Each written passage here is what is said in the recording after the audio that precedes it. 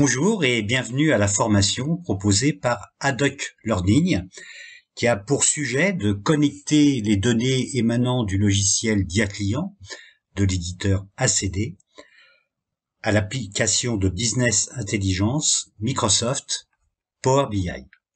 Donc, dans les grandes lignes, il s'agira de comprendre et de voir comment on peut techniquement connecter ces données avec Microsoft Power BI Desktop.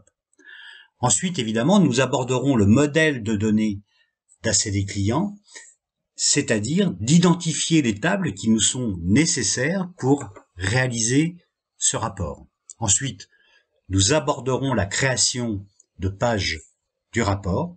Et ensuite, si vous en avez la nécessité, nous verrons comment diffuser ce rapport via Power BI Service pour permettre son accès à des interlocuteurs internes ou externes.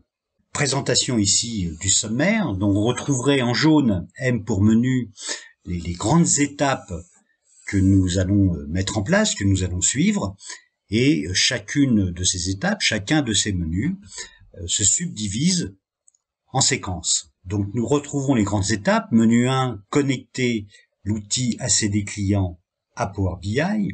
Menu 2, prise en main de Power BI. Là, il est à dire que nous allons aller dans options de Power BI Desktop pour vous conseiller quelques paramétrages qui sont d'ailleurs conseillés à la fois pour ce rapport, bien entendu, mais également pour tous les types de rapports que vous pourriez être amené à créer. Dans le menu 3, nous aborderons le modèle de données d'ACD client et nous identifierons les tables qui nous sont nécessaires et les relations qu'elles entretiennent entre elles. Dans le menu 4, il s'agira là bien évidemment de créer les pages qui constituent notre rapport.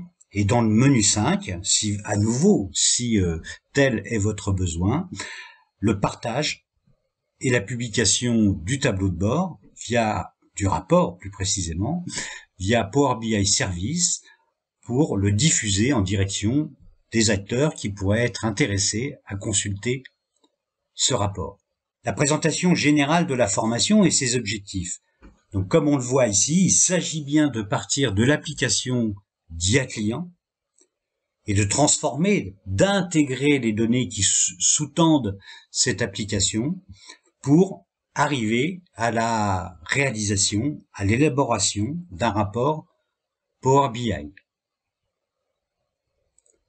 Donc voici la fin de la séquence 1 et ensuite nous vous présenterons le rappel des étapes qui constituent la mise en place d'un projet Power BI.